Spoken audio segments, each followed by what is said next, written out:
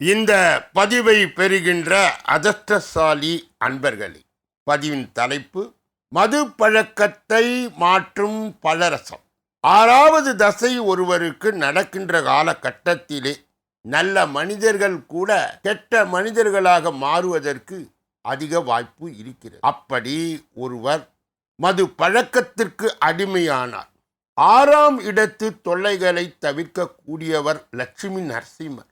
அதற்கான ஆலயத்தை தேர்வு செய்து எந்த நாளிலும் வணங்கி வரலாம். 2வது பரிகாரம், ஒரு எலுமிச்சம்பழம் எடுத்து இரவிலே பூஜை அறையில் வைத்து மறுநாள் அந்த பழத்தை உள்ளங்கையிலே வைத்து குடி பழக்கத்தை மாற்ற வேண்டும் என்று வணங்கி பின்பு அதனை சாறு பிழிந்து ஜூஸ் போல் எடுத்து சம்பந்தப்பட்டவர்களுக்கு கொடுங்க.